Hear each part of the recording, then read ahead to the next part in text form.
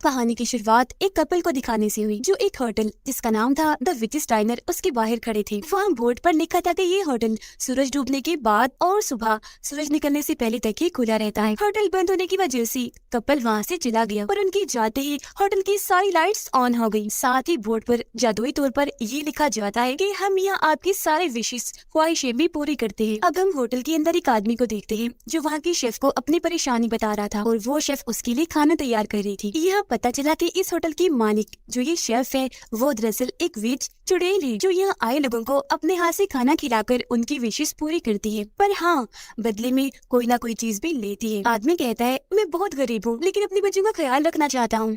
मेरी ख्वाहिश ये है कि मैं कल की लॉटरी जीत जाऊं। जिसके बाद विच उसे डिश लाकर देती है जो उसने बनाई थी और आदमी से कह रही थी कि तुम्हारी आंखें बहुत प्यारी है। आदमी जैसे वो डिश खाने लगा विच उसे रोककर कहती है मेरा खाना खाकर मैं तुम्हारी विश तो पूरी कर दूंगी पर इसकी तुम्हें कीमत चुकानी पड़ेगी। आदमी उसकी अधूरी बात सुनकर दोबारा से खाना खाने लगता है क्योंकि खाना मजे का था और खुद को रोक नहीं पाता।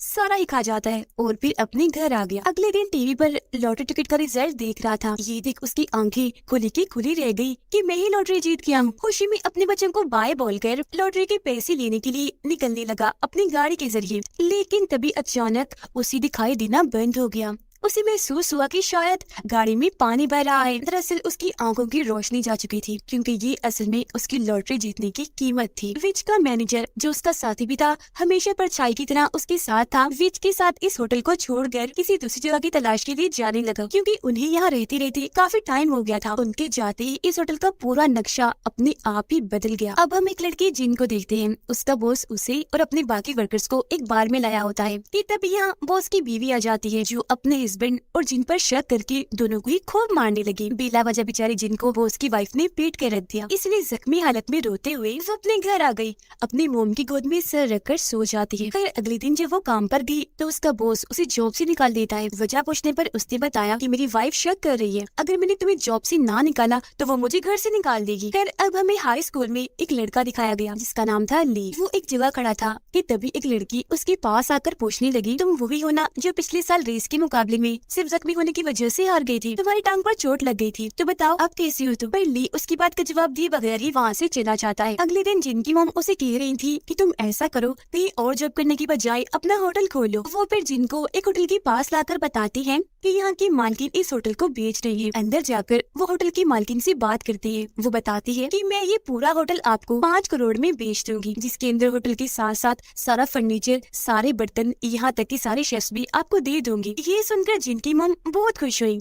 अगले ही दिन बैंक से कर्जा लेकर वो इस जगह को खरीद लेती है। सुबह होते ही जिन बेहद खुश थी क्योंकि अब वो इस होटल की मालकिन बन गई थी और तो बहुत सारे कस्टमर्स भी आ रहे थे। तभी एक सीनियर शेफ उसकी मॉम के पास आकर कहने लगा कि मुझे कुछ दिन की छुट्टी चाहिए, मैं अपने गांव जा रहा हूँ। लेकिन स्कूल में कुछ बदतमीज लड़कों का गैंग एक मासूम लड़के को परेशान कर रही थी जो उसे जबरदस्ती अपना झूठा बासी खाना खिला रही थी। क्लास जब शुरू हुई तो उस लड़के को उल्टी आने लगती है। वो जैसे वॉशरूम में जाने लगा गैंग में से एक लड़का उसे रोक लेता है जिससे वो बेचारा वही रुक गया। उसे उल्टी हो गई जिससे उसका पूरा यूनिफॉर्म गंदा हो जाता है। वो जो वॉशरूम में गया तो ली भी उसके पीछे जाता है। उसे अपना रेस वाला यूनिफॉर्म देकर उसके गंदे कपड़े धोने लगता है। अब ली ने उसकी मदद की थी इसलिए वो लड़का उसे अपने घर लेकर गया खाना खिलाने के लिए और इस तरह से उन दोनों की दोस्ती हो गई। अब दोबारा विश दिखाई जाती है जो जिनके घर के पास रह रही थी। अपनी विशेष भी पूरे करते करते उसकी टांगों पर निशान पड़ रही थी। विच का साथी जो उसकी परछाई भी था कहता है कि अगर आपने दोबारा कोई विश मांगी तो हो सकता है आपकी जान चली जाए। अगले दिन जिनके होटल में सिर्फ एक ही कस्टमर आया और क्योंकि उनका सीनियर शेफ छुट्टी पर था जो मजेदार खाने बनाता था इसलिए जिनकी मोम खुद ही उसके लिए खाना बनाती है। पर कस्टमर को खाना जरा भी पसंद नहीं आया, वो वहाँ से चला जाता है। कुछ ही देर में जिनकी मोम को पता चला कि इस होटल की पुरानी मालकिन ने उनके होटल के बिल्कुल सामने एक काफी बड़ा और अच्छा होटल बना लिया है, तो सारे कस्टमर्स उनके पास ही जा रहे हैं। तो ये दोनों उससे बात करने गई। कहती है कि तुमने ऐसा क्यों किया जबकि तुमने तो अपने सारे सामान और स्टाफ के साथ हमें होटल बेच दिया था। तभी यहाँ वो सीनियर शेफ भी आ गया जिसके खाने के टेस्ट की वजह से कस्टमर्स उनके होटल में आया करते थे। उसे देखकर जिनकी मॉम को समझ लग गई कि होटल की इस मालकिन ने हमारे साथ धोखा किया है और हमारे पैसों से नया होटल बना लिया है। इस वजह से वो बेचारे रोने लगी और मालकिन को अपना होटल बंद करने की मिन्नतें करने लगती है। पर वो मालकिन इतनी बदतमीज थी कि उन्हें धक्का मारकर गिरा देती है। अपने गार्ड्स को कहकर धक्के मार मार कर वहाँ से निकलवा देती है।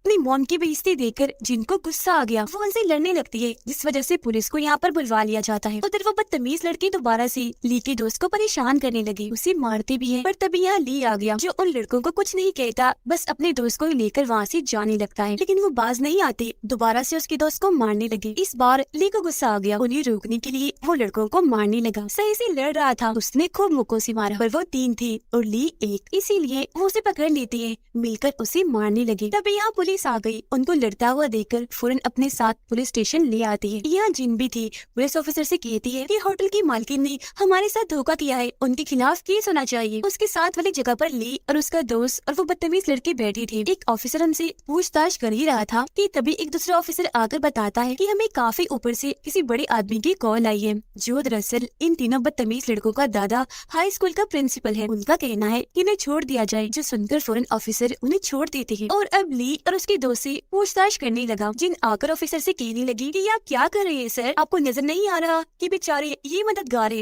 इन्हें रिहाई चाहिए, ना कि उन तीनों को जिन्हें आप लोगों ने छोड़ दिया है। जो सुनकर अब ऑफिसर उन दोनों को भी छोड़ देता है। जैसे ही ली वहाँ से जाने लगा, जिन उसे कहती है कि मैं जानती हूँ तुमने कुछ नहीं किया होगा, और हाँ, अच्छे बनने की कोई जरूरत नहीं है, तुम जितने भी अच्छे बनोगी लोग तुम्हारा उतना ही इस्तेमाल करेंगे। अगले दिन विच एक जादुई सिगरेट निकाल कर पीने लगती है। जैसे सिगरेट का धुआं उड़ा, वो काफी बढ़ गया, जिससे विच का ड्रेस जो उसने पहना हुआ था अचानक पूरा बदल गया। जिन काफी परेशान थी, इसीलिए अपने होटल को किराए पर देने के लिए नोटिस लगा देती है। तभी उसकी मॉम की कॉल आई, वो कह रही थी ली मैं कुछ दिनों के लिए तुम्हारे डैड के पास जा रही हूँ, उनकी तबीयत खराब है, तुम भी मेरे साथ चलो। पर वो मना कर देती है क्योंकि अपने डैड को पसंद नहीं करती थी। थोड़ी देर बाद विच जिनकी होटल में आई और उससे कहती है मैंने सुना है तुम अपने होटल को किराए पर दे रही हो, ऐसा करो तुम अपना होटल ही मुझे बेच दो, जिसके बदले मैं तुम्हारी एक विश पूरी कर दूंगी। जिन उससे पूछने लगी आखिर तुम हो कौन, तो वो उसे अपना कार्ड देते हुए बताती है कि मैं विशेष पूरी करने वाली विच यानी चुड़ैल हूँ। अब बताओ तुम्हारी क्या विश है। जिनको यकीन तो नहीं आ रहा था, लेकिन फिर भी मजाक मजाक में वो कह देती है कि मुझे इस होटल की पुरानी मालकिन से बदला लेना है। जो सुनकर विच अपने जादू से समझौते वाला कागज बनाकर उस पर जिन की साइन लेती है, जिसके बाद अपने बैग से सामान निकालकर जिन की विश पूरे करने के लिए डिश बनाने में लग जाती है। पूरा बनाकर उसे खाने को देती है। मजेदार डिश को देखकर जिन खुद को रोक नहीं पाती, फौरन खाने लग जाती है। खाना उसे इतना पसंद आया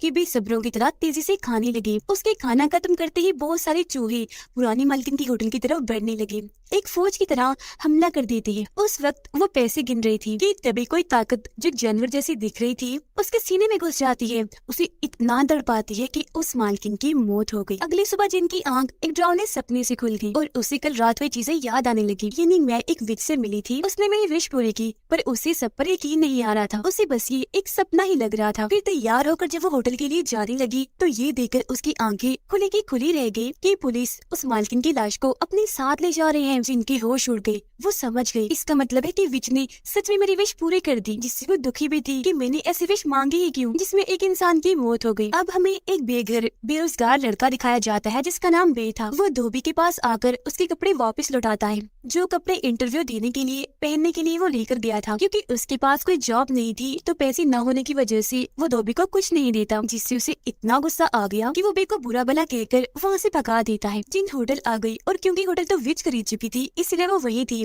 जिन मुझसे पूछने लगी कि आपने ही मारा है उस मालकिन को। विच बोली नहीं मैंने नहीं, तुमने मारा है उसे अपना बदला लेने के लिए, वो विश मांग कर। जो सुनकर जिनको गुस्सा आ गया चिल्लाने लगी कि मैंने उसे जान से मारने को नहीं कहा था, सिर्फ बदला लेने का कहा था। विच भी उसके बर्ताव पर बड़ा कुटी उसका मुंह पकड़कर नीचे गिरा देती है और अपना डरावना चेहरा दिखाते हुए कहती है तो मैंने भी वही किया पागल लड़की, किसी को मौत देना इससे बड़ा और क्या बदला हो सकता है। विच के गुस्सा करने से पूरी जगह जलने लगी, जो देखकर जिन रोते हुए वहाँ से भाग जाती है। लेकिन हैरत फौरन ही बारिश होने लगी जिससे सारी आग बुझ गई। स्कूल में ली का पेपर चल रहा था और उसका दोस्त चोरी चोरी मोबाइल से नकल कर रहा था। ये चीज बदतमीज गैंग के लीडर को पता थी। उसे फंसाने के लिए वो ली के दोस्त को फोन करता है। उसका मोबाइल जैसे वाइब्रेट हुआ टीचर उसके पास आ गया। नकल का पता चल गया तो पेपर छीन लेता है और उसका पेपर कैंसिल कर दिया जाता है। तब उस बेचारे को दुखी होकर वहाँ से जाना पड़ा। पेपर खत्म होने के बाद ली अपने दोस्त के पीछे जैसे ही जाने लगा, उसकी टांग में अचानक से दर्द उठा। इसीलिए फौरन वो हॉस्पिटल गया। डॉक्टर ने बताया कि रेस में जहाँ तुम्हारी टांग पर चोट लगी थी उसी जगह दोबारा चोट लग गई है। जो चोट दरअसल उन बदतमीज लड़कों से लड़ते लड़ते लग गई थी। इसलिए डॉक्टर उसे कहती है कि अब तुम्हें पूरा 1 महीना आराम करना चाहिए। जिन विच के पास उसके होटल आई, वो खूब शराब पीकर नशे में आ गई थी। विच से कहने लगी कि मैं कुछ नहीं जानती, इस होटल का आधा मुनाफा मुझे भी चाहिए। हैरत, विच ने उसे कुछ नहीं किया। मुनाफा देने के लिए वो मान गई, जिस पर खुशी खुशी जिन वापिस आ जाती है। ली अपने दोस्त से मिलने के लिए हॉस्पिटल गया क्योंकि उसकी दोस्त ने अपनी जान लेने की कोशिश की थी। उसका दोस्त दुखी होकर कहने लगा, ना तो मैं पढ़ाई में अच्छा हूँ और न ही खेलने में, बेकार हूँ। आखिर जिंदगी में करूँ तो क्या करूँ? मैं तो इतना बुज़दिल हूँ कि खुद को खत्म करने की हिम्मत भी नहीं है मुझ में। फिर विच से मिलने एक दूसरी विच आई और उससे कहती है कि बस कर दो सब, अगर तुमने अपनी हदें पार की तो तुम विच नहीं रहोगी, आम इंसान बन जाओगी। इस पर पुरानी विच को गुस्सा आ गया। वो जवाब देती है, तुम क्यों मुझ पर कैमरे की तरह नजर रख रही हो? अपने काम से काम नहीं रख सकती? और वैसे मेरा जो दिल चाहेगा मैं वही करूंगी। जो कहकर वो वहाँ से चली गई। ली भी काफी दुखी था। वो बिल्डिंग की छत पर आकर कूद कर अपनी जान लेने वाला था क्योंकि उसकी टांग में चोट लगी थी। तो वो अपने डैड का सपना अब कभी पूरा नहीं कर पाएगा, जो चाहती थी कि ली एक अच्छा प्लेयर बनी। साथ ही अपने दोस्त की भी वो कोई मदद नहीं कर सकता था। बिल्डिंग से वो कूदता, उसके दोस्त की कॉल आ गई जो कहने लगा कि मैं जिंदगी से हार नहीं मानूंगा बल्कि लड़ूंगा। जो सुनकर ली को काफी अच्छा लगा। बोलता है, मेरी दोस्त, ये तुमने बहुत अच्छा फैसला किया। इंसान को इतनी जल्दी हिम्मत नहीं आनी चाहिए, मुश्किलात से लड़ते रहना चाहिए। इस वजह से ली को भी हिम्मत मिली तो अपने ज़हन से कूदने की सोच को वो निकाल देता है। विच का साथ ही होटल में आया। अपनी जादू की छड़ी से होटल का सारा डिजाइन, वहाँ की हर एक चीज बदल कर रख देता है, जो अब बहुत ही खूबसूरत लग रहा था, बिल्कुल मॉडर्न। तभी जिन भी यहाँ आई। होटल का ये नया रूप देखकर वो काफी दंग रह गई। उसे भी खूबसूरत होने की वजह से ये बहुत पसंद आया। वो विच के साथी से पूछती है कि आपको मैंने पहली बार देखा है, यहाँ कौन है आप? जिस पर वो बताता है कि मैं विच का साथी हूँ, विच की परछाई भी कह सकते हैं। तभी इधर विच भी आ गई। विच का साथी जिन को एक छोटा सा पेड़ वाला गमला तोहफे भी देता है, साथ ही एक झाड़ू भी, जो देख जिन को लगा कि जरूर विच इस झाड़ू की मदद से उड़ती होगी। अब दरअसल जिन विच के साथ इस होटल में काम करने वाली थी। वो विच से पूछती है, आप सिर्फ रात को ही होटल क्यों खोलती है? इस वक्त यहाँ कोई नहीं आएगा। इस पर विच कहती है, ऐसे नहीं है, तैयार हो जाओ, कोई आ रहा है। थोड़ी देर के बाद ली उस होटल के पास से गुजर रहा था। आज उसने कुछ नहीं खाया था, इसलिए होटल के अंदर आ गया। जिन और वो दोनों एक दूसरे को देखकर हैरान थी क्योंकि पहले भी मिल चुके थे पुलिस स्टेशन में। तभी यहाँ विच भी आ गई, जो देखकर फौरन जिन ली का हाथ पकड़कर उसे बाहर ले आती है। समझाने लगी कि तुम किसी और होटल में जाकर खाना खा लो, ये एक विच का होटल है जो तुम्हें अपनी जादुई डिश खिलाकर तुम्हारी एक विश पूरी करेगी। पर ऐसी नहीं, इसके बदले में तुम्हें उसे कुछ देना होगा जो वो चाहेगी। जो सुनकर ली हैरान भी था, साथ ही खुशी से बोलता है, फिर तो मुझे उसकी डिश जरूर खानी चाहिए। दोबारा वो होटल के अंदर आ गया। विच उससे कहती है कि एक बार तुम जो भी विश मांग लोगी फिर उसे बदल नहीं सकती, कीमत वो होगी जो मैं चाहूंगी। ली कहता है, ठीक है, मुझे मंजूर है, लेकिन हाँ, मेरी विश के बारे में जिन को मत बताना। जिसके बाद विच उसके लिए खाना तैयार करने लगती है। जिन से कहती है कि जाओ गमले के कुछ पत्ते और बेसमेंट से जड़ी बूटियां लेकर आओ। जिन जैसे उस गमले के पत्ते तोड़ती है, अचानक उसका रंग बदलकर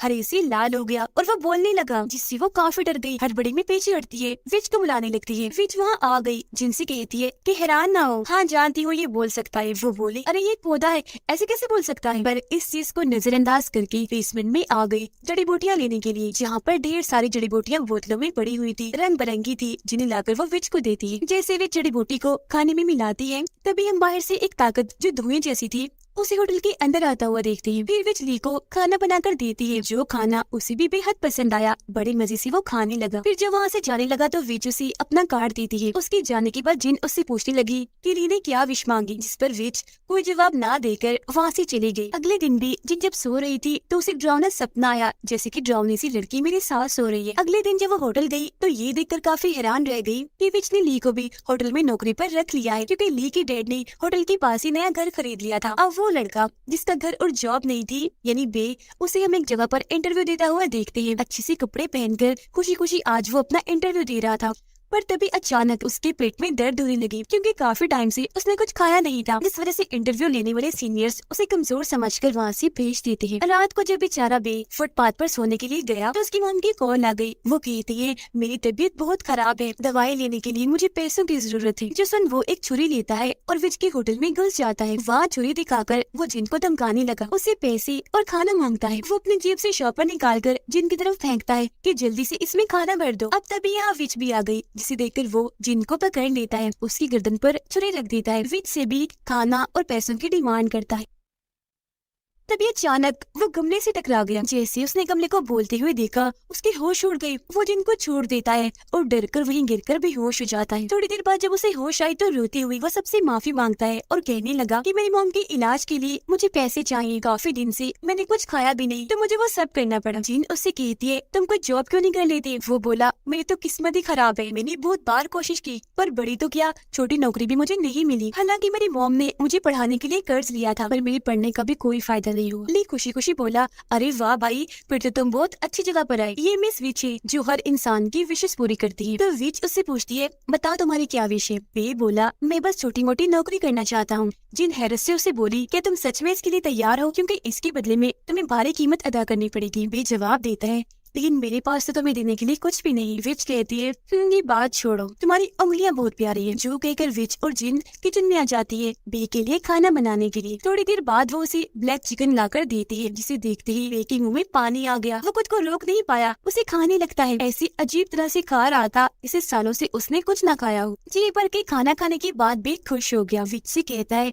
वाह चुड़ैल वाह, क्या मस्त खाना बनाया है, कमाल कर दिया। जैसे ही वो जाने लगा ली उससे कहता है कि कल सुबह होने तक तुम्हारी विश जरूर पूरी हो जाएगी। बे खुशी खुशी गलियों में टहलता हुआ जा ही रहा था कि तभी उसकी नजर एक आदमी पर पड़ी जो एक लड़की को मार रहा था। उसने जैसे ही आदमी को रोकने की कोशिश की उल्टा आदमी ने ही उसे चाकू दिखा दिया। वो बे को यहाँ से भागने का कहता है पर वो नहीं जाता। आदमी से कहता है कि छोड़ो इस लड़की को। जिस आदमी को इतना गुस्सा आया कि चाकू से वो बे पर ही हमला कर देता है। चाकू उसके अंदर घुसने ही वाला था कि तभी भी चाकू अपने हाथ से पकड़ लेता है जिसकी धार काफी तेज थी। इतनी ही देर में यहाँ पुलिस भी आ गई जिससे बचने के चक्कर में आदमी अपना चाकू पीछे खींचने लगता है जिससे बे की 2 उंगलियां कटकर नीचे गिर जाती है। वो दर्द में तड़पने लगता है। उसे विच की बात याद आई जब उसने कहा था तुम्हारी उंगलियां बहुत प्यारी है, यानी कि ये उंगलियां उसकी विश की कीमत थी। जिसके बाद काला धुआं उसकी कटी हुई उंगलियों को वहाँ से उठा लेता है और उन्हें ले जाकर विच के सामने पड़े हुए एक बर्तन में डाल देता है। अगले दिन ली जब स्कूल में था तब बदतमीज लड़कों का गैंग दोबारा से एक लड़के को परेशान करने लगा। ली उनके पास आकर कहता है छोड़ो इसे और आइंदा के बाद किसी को भी परेशान नहीं करना वरना अच्छा नहीं होगा। मैं तुम्हारे दादा प्रिंसिपल को इस सब के बारे में शिकायत कर दूंगा। ली फिर उसे धक्का देकर वहाँ से अपनी क्लास के लिए चला जाता है। शाम को जब वो जिन से मिला तो उसे बे की एक वीडियो दिखाता है जिसमें ये बताया जा रहा था कि बहादुर बे ने कैसे अपनी जान पर खेलकर एक लड़की की जान बचाई जिसमें उसने अपनी 2 उंगलियां गंवा दी। उसकी बहादुरी को देखकर पुलिस ने उसे ढेर सारा इनाम देने का फैसला किया है। अगले दिन जिनको फिर से एक सपना आया जिसमें वो बे की कटी हुई उंगलियों को देख लेती है। इतना डर गई कि वहाँ से भाग जाती है और वहाँ से अपने बचपन में आ गई। वो नीचे गिर जाती है। तब एक औरत ने जैसे उसका हाथ पकड़ा उसे अपने साथ एक जॉनी सी लड़की दिखी जिससे डरकर उसकी नींद खुल गई। अब काफी दिन के बाद ली का दोस्त स्कूल वापस आया। तब ली उसका वेलकम करता है लेकिन बदतमीज लड़कों का गैंग दोबारा से उसे परेशान करने लगा। इस बार ली का दोस्त कहता है जितना मर्जी तंग कर लो मुझे, अब मैं तुमसे नहीं डरता। जो सुनकर एक लड़का गुस्से में आ गया, गिरबान से पकड़कर उसे खड़ा कर देता है। जो सुनकर ली उसे छुड़ाकर लड़कों के लीडर से कहता है ये तुम क्या फजूल हरकतें करते हो, पागल वागल हो। जिस दौरान ही उनकी टीचर आ गई तब दोनों को अपनी अपनी सीट्स पर बैठना पड़ता है। उधर जीन की मॉम अपने हस्बैंड के पास ही वापस आ गई थी। जीन उनसे कहती है मॉम मुझे काफी दिन से अजीबोगरीब सपने आ रहे हैं, मुझे मेरा बचपन दिख रहा है। तो बताइए आप, जब मैं 5-6 साल की थी तो क्या मेरे साथ कुछ हुआ था? क्या कोई औरत मुझसे मिलने आई थी? मॉम बात को टालती हुए कहती है नहीं बेटा ऐसा तो कुछ नहीं है, वो बस तुम्हारा सपना था, भूल जाओ। अगले दिन जब ली और जिन काम से लौट रही थी तो वो जिन से पूछता है छुट्टी के दिन आप मेरे साथ खाना खाने चलोगी? जिस पर वो हाँ बोल देती है। अगले दिन जब वो होटल आई तो रात का बचा हुआ खाना देख लेती है। खुद को रोक नहीं पाई, खाना शुरू कर देती है। हालांकि विच ने उसे झूठा खाने से मना किया था। उसे खाते ही जिनकी तबीयत अजीब होने लगी। अगले दिन वो अपने दोस्त के साथ शॉपिंग करने चली गई जहाँ उसे एक काफी मशहूर राइटर दिखता है जिसके बहुत सारे फैंस थे जो उसे पसंद करती थी। खैर थोड़ी देर के बाद जब जिन वहाँ से जाने लगती है तो राइटर उसे लिफ्ट में मिल जाता है। अचानक झटका लगने की वजह से जिन जैसे गिरने लगी, राइटर उसका हाथ पकड़कर संभाल लेता है पर हाथ पकड़ते ही जिन को बहुत सारे ख्याल आने लगे। अब लिफ्ट का दरवाजा जैसे ही खुला राइटर वहाँ से चला गया। अगले दिन जिन टीवी देख रही थी जहाँ उस राइटर का एक इंटरव्यू वाला था। सीधे जिन को याद आया कि उसने मेरा नंबर लिया था और जब वो वहाँ से जा रहा था तो उसका पेन लिफ्ट में ही गिर गया था। थोड़ी देर बाद जिन के पास राइटर की कॉल आई। वो कहता है जिन ये मैं बोल रहा हूँ, राइटर हम दोनों लिफ्ट में मिले थे। वो बोलती है हाँ याद है, अच्छा हुआ आपकी कॉल आ गई, आपका पेन मेरे पास है जो लिफ्ट में गिर गया था। राइटर बोला ओ गॉड वो तुम्हारे पास है, कसम से वो मेरे लिए बहुत कीमती है, क्या तुम आज मिलकर मुझे वो पेन लौटा सकती हो? इस पर वो हाँ बोल देती है। थोड़ी देर के बाद उससे मिलने के लिए निकल जाती है। राइटर से मिलकर वो उसका पेन लौटाती है और ये लोग काफी बातें करते हैं। शाम को वो जिनको उसके घर छोड़ता है ये बोलकर कि फिर मिलूंगा। ली होटल गया जहाँ पर विच और उसका साथी थे। वो ली से पूछने लगी, आज तो तुम्हारी छुट्टी है, फिर क्यों आई हो? बात को डालकर वो पूछता है, क्या जिन यहाँ आई थी? क्योंकि आज उसने मेरे साथ जाने का कहा था, मूवी देखने और खाना खाने। जिस बात को डालकर विच का साथी उसे अपने साथ ले गया शराब पिलाने के लिए और कहता है, देखो बच्चे, किसी से भी ज्यादा उम्मीद मत लगाना, क्योंकि जब तुम्हारी उम्मीद टूटेगी तुम्हें बहुत तकलीफ होगी। अगले दिन एक बूढ़ी औरत दिखाई जाती है जो अपने 40 साल के बेटे को बिल्कुल बच्चों की तरह जगा रही थी, क्योंकि उसका दिमाग थोड़ा थोड़ा बच्चों जैसा था। बूढ़ी औरत काफी परेशान थी क्योंकि उसके अलावा उसकी बेटे का ख्याल रखने वाला और कोई नहीं था। सीधा साधा होने के साथ साथ वो आलसी काफी सुस्त भी था। जिन जब नींद से जागती है तो राइटर के बारे में सोचकर खुश होने लगती है। ऐसा लग रहा था जैसे वो उसे पसंद करने लगी। ली अपने डैड से कहता है, पापा मैं हाई स्कूल छोड़कर यूनिवर्सिटी जाना चाहता हूँ। इस पर उसकी डैड फौरन मान गए। अगले दिन वो स्कूल आया क्योंकि यहाँ से अपना दाखिला कैंसिल करवा चुका था। अपने दोस्त को कहता है, अच्छा दोस्त ख्याल रखना अपना, हम फिर मिलेंगे। जो कहकर वो जाने लगा। उन लड़कों की गैंग को कहता है, एक बात बताऊं तुम्हारे लिए, मुझे बहुत बुरा लगता है, तुम लोगों को परेशान करती हो, मेरे ख्याल से पागल होते जा रहे हो, किसी अच्छे से डॉक्टर से तुम्हें अपना इलाज करवाना चाहिए। फिर यहाँ से वो होटल गया जहाँ वो जिन से मिलता है। उसे बताता है, मैंने स्कूल छोड़ दिया क्योंकि अब मैं यूनिवर्सिटी में दाखिला लूंगा, दाखिले के लिए पेपर की तैयारी कर रहा हूँ। जो सुनकर जिन को खुशी हुई। फिर वो बोलती है, अच्छा कल मैं तुम्हारे साथ नहीं गई, उसके लिए सॉरी। मुस्कुराते हुए ली जवाब देता है, कोई बात नहीं जिन, हम फिर कभी चले जाएंगे। अब अगले दिन वो बूढ़ी औरत उनके होटल में एक मीठी चीज लेकर आई जो वो जिन को खाने के लिए देती है और पूछती है, बेटा तुम्हारी उम्र कितनी है? जिन बोली, मैं 27 साल की। बूढ़ी औरत ने फिर सवाल किया, अच्छा सिंगल हो या शादी वादी हो चुकी है? इस पर जिन कहती है, हूँ तो सिंगल, पर आप ये सब मुझसे क्यों पूछ रही है? बूढ़ी औरत जवाब देती है, क्योंकि मेरा बेटा अभी अभी 40 साल का हुआ है, बहुत प्यारा है, हसीन जवान है, मैंने उसकी शादी करनी है, जिसके लिए मैं तुम जैसी लड़की ही तलाश कर रही हूँ। ये कहकर वो जिन को अपने बेटे की तस्वीर दिखाती है और ली की तरफ इशारा करके कहती है कि देखो जरा मेरे बेटे को, वो इससे भी ज्यादा अच्छा लगता है। जिन मना कर देती है ये कहकर, नहीं नहीं, मैं पहले से किसी को पसंद करती हूँ। जो सुनकर बूढ़ी औरत वहाँ से चली गई।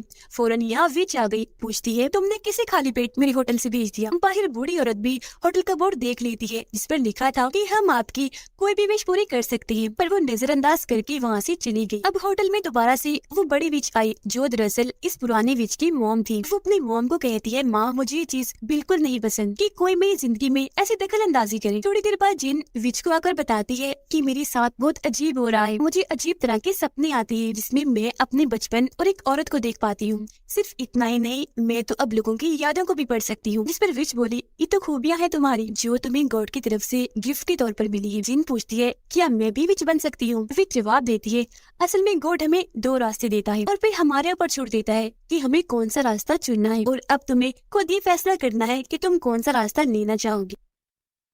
वे एक लड़के से शादी करने वाला था। वो उसे भी विच के होटल के बारे में बताता है कि वहाँ विशेष पूरी होती है। पास बैठी वही बूढ़ी औरत उससे पूछने लगी, क्या ये बात सच है? ऐसा हो सकता है? वे जवाब देता है कि हाँ बिल्कुल, मेरी विश अच्छी नौकरी की थी जो मुझे मिल भी गई, लेकिन उसकी कीमत मुझे अपनी 2 उंगलियां गवाकर अदा करनी पड़ी। जो सुनकर बूढ़ी औरत विच के होटल में आई और विश मांगती है कि मैं चाहती हूँ मेरे बेटे की अच्छी सी वाइफ मिल जाए, बदले में मैं कुछ भी देने को तैयार हूँ। लेकिन विच सिर्फ उसकी यादें मांगती है। वो और जिन फिर किचन में आ गई बूढ़ी औरत की डिश तैयार करने के लिए। यह विच जिन को मौका देती है डिश चुनने का। जिन किताब को पढ़ने लगी। ली देखता है कि हालांकि वो किताब बिल्कुल खाली है, पर जिन उसे पढ़ पा रही है। जो देख वो हैरान रह गया। जिन नूडल्स चुनती है, विच बनाकर बूढ़ी औरत को खाने के लिए दे देती है। उसको भी विच का खाना बेहद पसंद आया। पर अगले दिन बूढ़ी औरत बड़ी अजीब हालत में नजर आई क्योंकि वो सब कुछ भूल चुकी थी, यानी कि उसकी याददाश्त जा चुकी थी। उसकी ऐसी हालत देखकर जिन को बहुत गुस्सा आया। वो विच के पास जाकर उस पर गुस्सा करने लगी। कहती है कि मैंने वो डिश इसलिए चुनी थी ताकि बूढ़ी औरत की सारी बुरी यादें मिट जाए, पर उसकी तो सारी ही याददाश्त जा चुकी है, वो तो अपने बेटे को भी नहीं पहचान पा रही। फिर जवाब देती है, इसलिए मैं क्या कर सकती हूँ? बूढ़ी औरत ने अपने बेटे की खुशी के लिए ये कीमत अदा की है, क्योंकि इंसान खुशियाँ हासिल करने के लिए इतना पागल है कि वो अपनी कोई भी चीज दे सकता है। जिन गुस्से में बोली, मैं ये होटल छोड़ रही हूँ, इन सब हालात की वजह से तंग आ गई हूँ, अब से मैं एक नॉर्मल जिंदगी गुजारूंगी और कभी लौटकर होटल वापस नहीं आऊंगी। उसके जाने के बाद कस्टमर्स के आने जाने का सिलसिला जारी रहा। विच अपना काम तो कर रही थी, पर साथ ही उसे जिन की याद भी आ रही थी, और ली उसका तो दिल ही नहीं लग रहा था। बूढ़ी औरत का बेटा बिल्कुल अकेला पड़ गया था। अब उसे घर अपने काम के साथ साथ अपनी मोम को भी संभालना पड़ रहा था, इसीलिए वो उन्हें नर्सिंग होम में छोड़ आता है ताकि वहाँ वो आराम से रह सके। पर अपनी मोम की उसे याद भी आ रही थी, इसलिए वो बहुत रोता है। ये चीज जिनसे देखी नहीं जा रही थी, इसलिए वो विच से मिलने होटल में आई। कहती है, या तो तुम उसकी विश को कैंसिल कर दो या फिर बूढ़ी औरत की आधी याददाश्त ही वापस लौटा दो। जिस पर विच कहती है, विश तो वापस नहीं ली जा सकती, पर हाँ तुम उन लोगों की कहानी आखिर तक देखना। देखना और फिर मुझे बताना कि वो लोग खुश हैं या नहीं, क्योंकि बुरे वक्त के बाद हमेशा अच्छा वक्त भी आता है। नर्सिंग होम में बूढ़ी औरत की हालत और भी खराब हो रही थी, इसलिए उनका बेटा उन्हें घर वापस ले आया। वहाँ उसकी मुलाकात अपने बचपन की दोस्त से हुई। दोनों एक दूसरे को पसंद करती थी और अब शादी करने का फैसला करती है। और आज यहाँ बूढ़ी औरत की विश पूरी हो ही गई, यानी उसे अपने बेटे के लिए वाइफ मिल गई। जिनको जब पता चला कि बूढ़ी औरत घर वापस आ गई तो वो उनके घर आई उनसे मिलने के लिए। वो देखती है कि अब बूढ़ी औरत का ख्याल रखने के लिए कोई आ गई है जो उनकी बेटे की वाइफ बनेगी। वो भी समझ गई थी कि बूढ़ी औरत की विश पूरी हुई। अब हैरत, बूढ़ी औरत की याददाश्त भी थोड़ी थोड़ी वापस आ गई। वो जिनको कहती है कि मेरी विश पूरी हो गई है और मैं बहुत खुश हूँ इस वजह से। अब मुझे किसी बात की परवाह नहीं। मैं खुशनसीब महसूस कर रही हूँ कि अपने बेटे की खुशी देख पाऊंगी। जो सुनकर खुशी खुशी जिन होटल में वापस आ गई, उसे दोबारा देखकर ली भी बेहद खुश हो गया। अगले दिन बूढ़ी औरत के बेटे की शादी एक होटल में थी जो बहुत धूमधाम से की जा रही थी। जिन राइडर को अपने साथ शादी में चलने का कहती है, पर उसने जब मना कर दिया तो वो ली के साथ चली गई। वो दोनों बूढ़ी औरत और उसके बेटे को बहुत बहुत मुबारक देती है। जिन तो बहुत खुश थी ये सोचकर कि शुक्र है बूढ़ी औरत की सारी फैमिली आज इतनी खुश है। अब तभी हॉल में जिन को एक जगह राइटर दिखता है। वो दूसरे हॉल में जा रहा था, तभी जिन भी उसके पीछे पीछे जाने लगी और उसके पीछे ली जाने लगा। उस हॉल में आकर जिन देखती है कि राइटर पहले से ही शादीशुदा है, उसकी एक बेटी भी है और यहाँ राइटर अपनी बेटी की पहली सालगिरह ही मनाने आया है अपनी वाइफ के साथ। ये देखकर जिन और ली बहुत हैरान थी। जिन तो इतनी दुखी हुई कि पूरी तरह वो टूट जाती है। उसकी हालत देखकर ली उसे घर तक छोड़ने आया, पर जब वापस जा रहा था तो राइटर की गाड़ी को जिनके घर की तरफ जाता हुआ देखता है, क्योंकि उसे पता चल गया था कि जिन मेरी सच्चाई जान चुकी है। राइटर अंदर आकर उसे मनाने लगा, पर जिन को इतना गुस्सा था कि वो कह देती है मुझे तुमसे कोई बात नहीं करनी, धोखेबाज, दफा हो जाओ यहाँ से। उनकी बहस बहुत बढ़ जाती है। राइटर गुस्से में उसे पीटने लगता है। तभी अंदर ली भी आ गया। वो राइटर को रोककर पीछे हटाता है और उसके मुँह पर जोर से मुक्का मारता है और इस तरह से दोनों की लड़ाई होने लगी। ये सूरत हाल देखकर जिन पुलिस को कॉल कर देती है तो इन तीनों को अपने साथ पुलिस स्टेशन ले आती है। वहाँ राइटर बयान देने लगा कि जिन मेरी दोस्त है, हम दोनों की बहस हो गई जिसके अंदर ली भी घुसा है। जिस सुनकर जिन कहती है ये आदमी झूठ बोल रहा है, मेरा इससे कोई वास्ता नहीं। फिर जब पुलिस ली से पूछती है कि तुम्हारा जिनसे क्या रिश्ता है, तो वो कहता है हम दोनों अच्छे दोस्त हैं। जिन भी उसकी हाँ में हाँ मिला देती है कि हाँ हम दोनों अच्छे दोस्त हैं। अगले दिन जिन अपनी मम के पास जाती है ये जानने के लिए कि आखिर मेरे साथ सब कुछ अजीबोगरीब उल्टा पुल्टा क्यों हो रहा है। दोनों माँ बेटी खाना खा रही थी और अब हमें जिन का बचपन दिखाया जाता है, जहाँ उसकी मोम उसे अपने हाथों से खाना खिला रही थी। रात को जब छोटी जिन सोने गई तो वो अपने मोम और आंटी को बातें करते हुए सुनती है। उसकी आंटी मोम से कह रही थी कि जिन तुम्हारी सगी बेटी नहीं है तो फिर तुम क्यों उसके लिए इतनी मुश्किलात झेल रही हो। तुम्हारा हस्बैंड भी अच्छा नहीं, तुम एक अच्छी जिंदगी जी सकती हो अपने हस्बैंड से अलग होकर और इस बच्ची को किसी और को देकर। ये बात सुनते ही मौजूदा वक्त में जिन अपनी मोम से पूछती है कि आपने ये बात मुझसे क्यों छुपाई कि मैं आपकी बेटी नहीं। उसकी मम जज्बाती होते हुए कहती है कि लोग जो मर्जी कहें बेशक, लेकिन मेरी बेटी तो तुम ही हो। ये सुनकर जिन भी जज्बाती हो गई। कहती है शुक्रिया मोम मेरा इतना ख्याल रखने और मोम की तरह प्यार देने के लिए, लेकिन हाँ मैं डैड को कभी माफ नहीं करूंगी जिन्होंने हमेशा आपको तकलीफ दी है। मोम कहती है हाँ बस बेटा क्या हो सकता है, ये सच है, तकलीफ हमारी जिंदगी का हिस्सा है, पर हर तकलीफ वक्त के साथ साथ खत्म हो जाती है। और हाँ बेटा तुम्हारा भी शुक्रिया, तुम्हारे आने से मेरी जिंदगी में भी खुशियाँ भर आई थी, तुम मेरी बहुत अच्छी बेटी हो। जिसके बाद दोनों माँ बेटी रोने लगी। तभी इधर उसके डैड आकर कहने लगी बेटा वैसे मैं माफी के लायक तो नहीं हूँ, पर मुझे माफ कर दो प्लीज, क्योंकि आज मुझे मेरी गलती का एहसास है। मैंने हमेशा अपनी जिंदगी गलत तरीके से जी है। मैं खुद गर्ज हो गया था, तुम्हारा और तुम्हारी मॉम का कभी ख्याल नहीं रखा। इतना कहकर वो जिनको एक तस्वीर देती है। उधर भी जिली को कहती है मैं ये होटल बंद कर रही हूँ तो अब की बार तुम्हें आने की जरूरत नहीं है। और फिर जिन के साथ गुजारे हुए सभी पलों को याद करने लगी। थोड़ी ही देर में यहाँ जिन भी वापस आ गई। विच को कहती है मैं अपने मॉम डैड से मिलने गई थी और अब हमें जिनकी बचपन का वो सपना दिखाया जाता है जब वो गिरी थी। एक औरत ने उसका हाथ पकड़कर उठाया था। पता चलता है कि वो औरत और कोई नहीं बल्कि विच थी। मौजूदा वक्त में वो विच को कहती है कि आप बचपन से बड़ी होने तक हमेशा मेरे साथ रही है मॉम। अभी मॉम लफ्ज सुनकर विच की आंखों में आंसू आ गए। जिन कहती है मैं सारी सच्चाई जान गई हूँ, आप मेरी मॉम है। मेरा होटल में आना कोई इत्तेफाक नहीं था, बल्कि आप हमेशा से मुझ पर नजर रख रही थी, मेरी हर परेशानी तकलीफ को देख रही थी ताकि आप मेरी मदद कर सके। अब विच उसे अपनी कहानी बताने लगी और ये भी कि मैं तुम्हारे डैड से कैसे मिली। वो बताती है कि एक दिन मैं आर्ट गैलरी में गई, वहाँ तुम्हारे डैड ने और मैंने एक दूसरे को देखा और पसंद कर लिया। फिर हमारा मिलना शुरू हो गया। एक दिन फिर तुम्हारे डैड ने मुझसे शादी के लिए पूछ लिया। हमारी शादी भी हो गई। लेकिन एक दिन मुझे ये पता चला कि तुम्हारे डैड तो पहले से ही शादीशुदा थे। जिस बात से मैं टूट गई, मुझे बहुत दुख हुआ। मैंने अपने मॉम के पास आकर ये विश मांगी कि मेरे हस्बैंड का बच्चा कभी खुश ना रह सके, ये मेरी बददुआ है। दरअसल मेरी मॉम विश थी और मैंने अपनी मम को विश पूरा करने की कीमत ये दी कि मैं खुद भी विच बन गई। लेकिन मुझे बाद में पता चला कि मैं माँ बनने वाली हूँ और मेरे हस्बैंड के बच्चे को बदुआ लगने का मतलब था मेरे बच्चे को लगना। इसीलिए मैं अपनी मम के पास गई और उनसे कहा कि प्लीज आप मेरी विश वापस मोड़ लीजिए,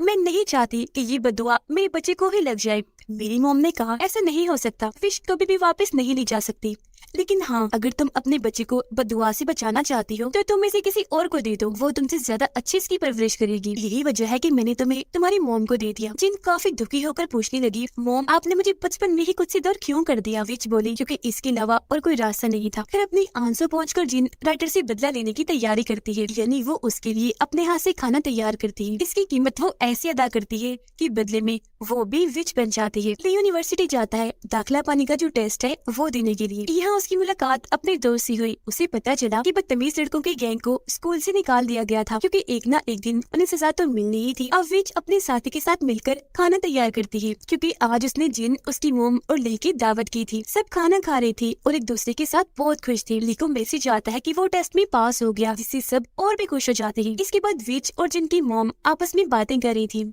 विच उनसे कहती है शुक्रिया मेरी बेटी का ऐसे ख्याल रखने के लिए। उसकी मोम भी विच को कहती है कि तुम्हारा भी शुक्रिया, मैं हमेशा गॉड से दुआ करती थी माँ बनने के लिए, पर ऐसा नहीं हो पाया, लेकिन फिर तुमने मुझे जिन दे दी। उसकी मेरी जिंदगी में आते ही मैं मुकम्मल हो गई और जिंदगी खुशियों से भर गई। जिन ली को बताती है कि मैंने राइटर के लिए बदुआ नहीं की थी, बल्कि ये विश मांगी थी कि वो अपनी फैमिली के साथ हमेशा खुश रहे, क्योंकि हमें बुरों के साथ भी अच्छा करना चाहिए। अगले दिन विच जिन को कहती है बाय, अलविदा मेरी बेटी। जिन कहती है कहाँ जा रही है और वापस कब आएंगी? विच जवाब देती है बस कुछ दिन के लिए ही जा रही हूँ, जल्द वापस आ जाऊंगी। मेरे जाने के बाद इस होटल को तुम चलाना, क्योंकि अब तुम भी एक विच हो ना। अगले दिन विच बिल्कुल विच जैसा हुलिया बना लेती है, जबकि ली उसके साथी जैसा उसकी परछाई। विच का साथी ली को अपनी जादुई छड़ी देता है जिस पर अब ली का नाम था, जिसके बाद उनकी कस्टमर्स आना शुरू हो गई। एक लड़की आकर बताती है कि मैं नॉवल लिखना चाहती हूँ, पर मेरा दिमाग नहीं चल रहा कि मुझे किस टॉपिक पर नॉवल लिखना चाहिए। जो सुनकर जिन उसके लिए डिश बना लेती है और अपनी मॉम विच के अंदाज में कहती है कि हर चीज की कीमत होती है, विश के लिए तुम्हें भी कीमत अदा करनी पड़ेगी और मुझे तुम्हारी कलाई बहुत पसंद है। घर जाकर जब वो लड़की सोच रही थी कि क्या लिखूं, तो तभी स्क्रीन पर विच डाइनर लिखा हुआ आ जाता है, जिसे देखकर वो खुश हो गई क्योंकि उसे टॉपिक मिल गया था नॉवल लिखने के लिए। अगले ही पल नॉवल लिखना शुरू कर देती है, जिसका मतलब था कि अपनी मॉम विच की तरह अब जिन भी लोगों की विशेष पूरी करके उनसे उसकी कीमत लेगी और अपनी मॉम का ये काम आगे बढ़ाएगी। लेकिन क्योंकि वो बहुत अच्छी और मेहरबान है, तो शायद वो किसी को ज्यादा नुकसान ना पहुंचाए। इसी के साथ ये ड्रामा इधर ही खत्म हो जाता है।